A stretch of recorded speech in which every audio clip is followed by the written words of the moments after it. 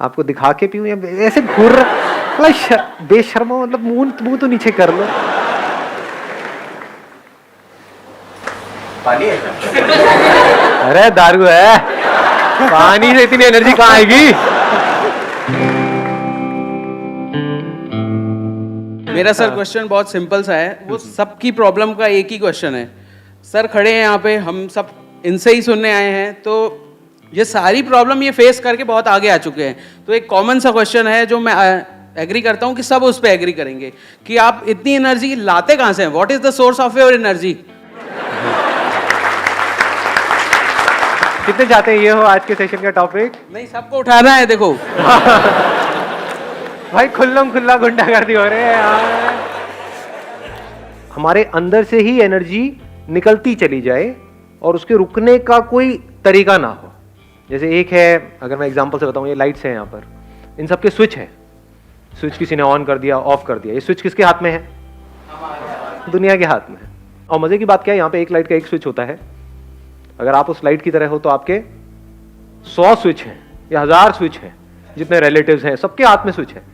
किसी ने भी एक स्विच दबाया, ऑफ हो गए। फिर ऑन होने के लिए क्या करते हो? मेरी वीडियोस देखते हो। सर कुछ ऐसा कर दो कि मजा आ जाए, अंदर तक सुरसुरी छूटे हमारे अंदर, तन बदन में। हाँ,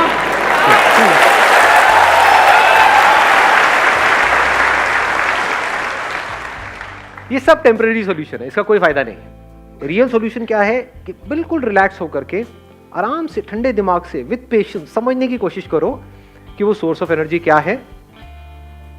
एक बात तो पक्की है, कहीं बाहर नहीं है। क्योंकि मैं किसके वीडियो देखूंगा? आपके पास तो फिर भी मैं हूं। मैं किसके देखूं? मेरे से बेटर कौन है?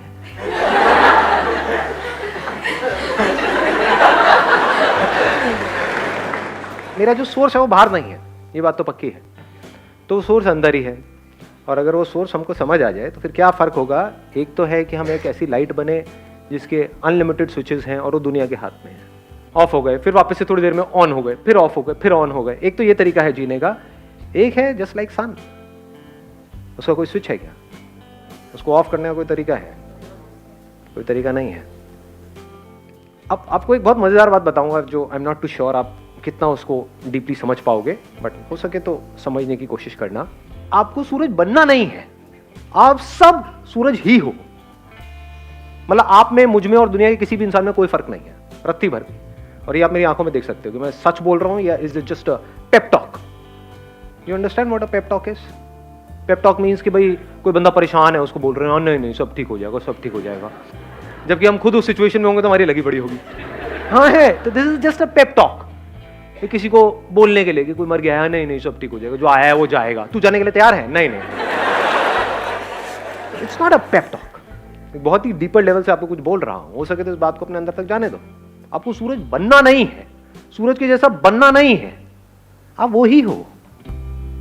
अनलिमिटेड आपके अंदर एनर्जी भरी पड़ी है, अनलिमिटेड पोटेंशियल है, इन्फिनिट पॉसिबिलिटीज हैं, लेकिन सिर्फ अपने थॉट के लेवल पे आप छोटे होते चले जा रहे हो। एज किड्स आप सब में कितनी एनर्जी थी या नहीं थी? बहुत थी। कुछ फर्क पड़ता था? कभी किसी से लड़ाई हो गई, झगड़ा हो गया, ये हो गया, वो हो गया, मतलब चलते ही चले जाते थे। घर वाले इतना कहते थे मत तोड़ना मत तोड़ना, नहीं तोड़ ही देते थे। नहीं सुनते थे किसी की? ना जी, मतलब कमाल की एनर्जी थी। तो अब वो क्या है ऐसा जो हमारी एनर्जी को खींच लेता है? मजे की बात क्या है, वो हम सबको पता है। जो दुखी है, डिप्रेस्ड है, एंशियस है, परेशान है, उसमें एनर्जी की कमी है। एनर्जी है भी तो नेगेटिव एनर्जी है, लड़ने मरने को तो तैयार है, बट उसको बोला जाए कोई कंस्ट्रक्टिव कहाँ है? नहीं नहीं नहीं। तो ये पॉजिटिव कंस्ट्रक्टिव एनर्जी हमारे अंदर से कहां से आती है? क्रिएटिव एनर्जी हमारे अंदर कहां से आती है? जब माइंड पूरी तरह से रिलैक्स्ड होता है, माइंड पूरी तरह से एक जगह पर लगा हुआ होता है, उसमें हजार चीजें नहीं घूम रही होती है। नहीं तो हमारी ब्रेन की ऐसी हालत हो जाती है जैसे कोई कंप्यूटर हैंग हुआ पड़ा है। मोबाइल में आपने ऐप्स बहुत सारी डाउनलोड कर ली है, तो भैया अब टाइम आ गया फैक्ट्री सेटिंग्स को समझने का। समझे? बच्चे फैक्ट्री सेटिंग्स पे हैं, इसीलिए उनमें पूरी एनर्जी है। और इसका सोल्यूशन क्या है? अब आपको वापस से बच्चे के जैसा बनना है इस दुनिया के बावजूद। ये दुनिया जो बड़ों की दुनिया है, बड़े मतलब महामूर्ख जो अपने आप को बड़ा समझते हैं। शरीर बड़ा हो गया है, ऐसे भी चारों तरफ से फैले पड़े हैं, मैच्योरिटी लेवल 0 है। बच्चों में फिर भी मैच्योरिटी होती है, बच्चों को पता है कि कहीं कुछ इंटरेस्टिंग हो रहा है तो हाँ फिर भी सुन लो, समझ लो, ये कर लो। बड़ों में ढेले की नहीं। तो real maturity is when we are eager to learn, when we are open to learn. पूरी तरह से हम अलर्ट हैं, अवेयर है हर मोमेंट में, कुछ नया सीखने के लिए, कुछ नया करने के लिए। अब रुक जाओ, अब बीच में मत बोलना। सुन रहे हो मैं क्या कह रहा हूँ? सुनना इज इम्पोर्टेंट, बोलना इज नॉट इम्पोर्टेंट। आपके अगर 1000 क्वेश्चंस हैं, अगर उन सबके भी मैंने जवाब दे दिए ना, हर एक के 1000, लाखों नए क्वेश्चंस खड़े हो जाएंगे। समझने की कोशिश करो कहाँ से क्या बोल रहा हूँ। जब भी हम परेशान होते हैं हमारी एनर्जी कम होती है, जब हम परेशान नहीं होते हमारी एनर्जी अच्छी होती है, कमाल की होती है। तो अब देखो हम दुखी क्यों होते हैं? It is so simple. Number 1, हमको जो चीजें चाहिए सरवाइव करने के लिए और वो हमारे पास में नहीं होती है तो हम दुखी होते हैं। वो चीजें कहां से आती है? पैसे से। तो पैसे की वजह से हम दुखी होते हैं? डेफिनेटली होते हैं। कभी ये मत कह देना कि नहीं होते हैं। फंस जाओगे, उल्टे सीधे चक्रों में पड़ जाओगे, उल्टे सीधे बाबाओं के पास जाकर के धक्के खाओगे, उल्टी सीधी तरह की मेडिटेशंस करोगे। मेरा माइंड स्टेबल क्यों नहीं रहता है? भैया तेरी जेब में पैसा नहीं है, पहले पैसा कमा जाएगा।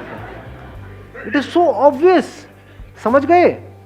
तो सबसे पहला स्टेप क्या है? आपके पास एटलीस्ट इतना पैसा होना चाहिए कि आपको अपने सर्वाइवल की टेंशन ना हो। इसमें कौन आपको बताएगा? मैं बताऊंगा? कोई और बताएगा? वो आपको खुद ही फिगर आउट करना है कि आपकी जो पर्सनालिटी है उसके हिसाब से क्या आप कर सकते हो जहां से एटलीस्ट आप फाइनेंशियली इंडिपेंडेंट हो जाओ। This is 1। दूसरा, हम दुखी कब होते हैं? जब हम जितना कमा रहे होते हैं उससे ज्यादा हमारे खर्चे होते हैं। होते हैं? नहीं होते हैं?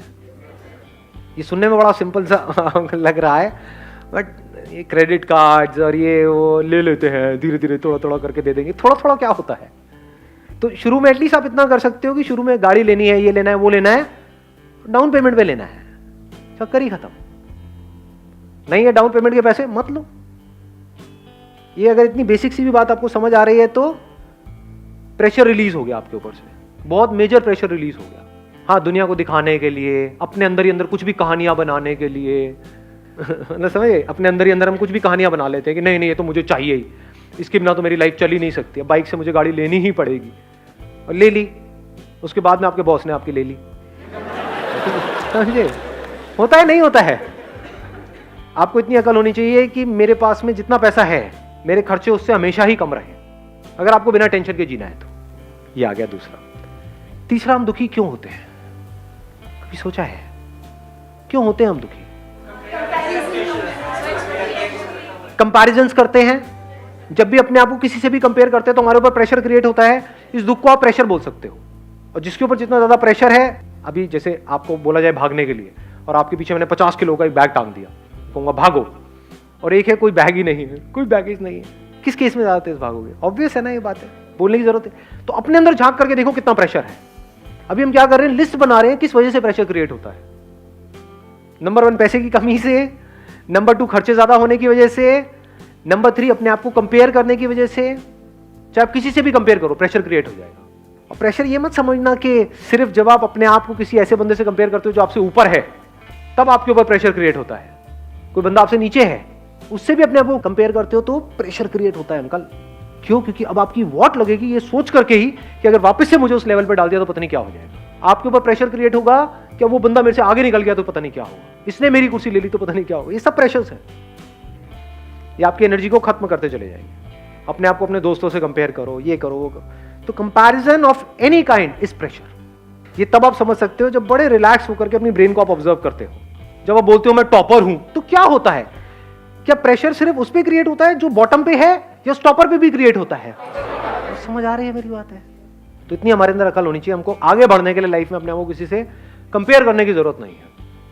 अपने पोटेंशियल को पहचानना है, उसके हिसाब से आगे बढ़ना है। किसी के जैसा नहीं बनना है, चाहे वो कोई भी हो, कोई भी फन्ने खाओ, उसके जैसा नहीं बनना है, अपने जैसा बनना है। और बताओ, और प्रेशर किस वजह से क्रिएट होता है? एक्सपेक्टेशंस। अब एक्सपेक्टेशंस क्या है? सिर्फ एक लाइन में बोलूंगा जिसमें आपकी सारी एक्सपेक्टेशंस कवर हो जाएगी। ये जो दुनिया है जैसी है मुझे पसंद नहीं है, मैं चाहता हूं ये ऐसी हो जाए, यही तो है एक्सपेक्टेशंस। और क्या है? और जब भी आप इस तरह से एक्ट करते हो, यानी कि कोशिश करते हो उनको बदलने की, तो अगर वो बदल भी गए तब भी आप हारने वाले हो इस रास्ते पे चल करके। क्यों? क्योंकि आपकी साइकी में क्या बैठेगा, आपके सबकॉन्शियस में क्या बैठेगा कि मैं बदल सकता हूं। अगर मैं इसकी एक हैबिट बदल सकता हूं, जैसे फॉर एग्जांपल जो हस्बैंड वाइफ है उनकी प्रॉब्लम की शुरुआत कहां से होती है? हस्बैंड कुछ बोलता है अपनी वाइफ को करने के लिए कि तुम्हें करना ही पड़ेगा, मान लो पल्लू करना ही पड़ेगा, वो कहती है चलो कोई बात नहीं, एक ही तो बात है, कर देती हूं ना। उसने पल्लू किया, अब आपको क्या लगता है वो हस्बैंड वहीं पे रुक जाएगा? वो क्या कहेगा? अब तुम्हें रोज सुबह उठ करके पैर भी छूने होंगे, रोज सुबह उठ करके मेरी आरती भी करनी होगी, रात को मेरे पैर भी दबाने होंगे। फिर एक दिन ऐसा आएगा वो गला दबा देगी अपना। अब इसमें नुकसान किसका हो रहा है? ध्यान से समझना, क्या सिर्फ उस लड़की का हो रहा है या इसका भी हो रहा है, लड़के का भी? ये देखने के लिए बड़ी समझ चाहिए।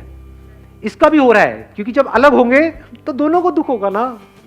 उसको इतनी, मान लो उसकी 100 एक्सपेक्टेशंस पूरी करने के बाद में उस लड़की ने रिवोल्ट किया, तो उसको दूसरी ऐसी लड़की कहां से मिलेगी जो उसकी 100 एक्सपेक्टेशंस पूरी करे? दूसरी शादी करेगा तो वहां पे तो कान के नीचे पड़ेंगे घुमा करके। समझ पा रहे हो क्या हो रहा है? तो वो बंदा फंस गया ना, उसको आदत पड़ गई अपनी एक्सपेक्टेशंस पूरी करवाने की, और जब उसने रिवोल्ट किया तो अब इसको समझ ही नहीं आ रहा मैं क्या करूं। तो समझदार तरीका क्या है लाइफ को जीने का? सबसे समझदार तरीका, जहां से बिना किसी प्रेशर के आप जी रहे हो, ये दुनिया जैसी है परफेक्ट है, कुछ भी नहीं बदलना है इस दुनिया के अंदर। Nothing needs to be changed, nothing needs to be touched. जहां आपने किसी भी चीज को छुआ अपने माइंड के लेवल पे, एक्सपेक्टेशन वाइज, आपको दुखी होने से दुनिया की कोई ताकत नहीं रोक सकती। अपने आप को मेरी जगह पे रख करके देखो, अगर मेरे अंदर हल्की सी भी एक्सपेक्टेशन आई कि आपको समझ आना चाहिए कि मैं बोल क्या रहा हूं,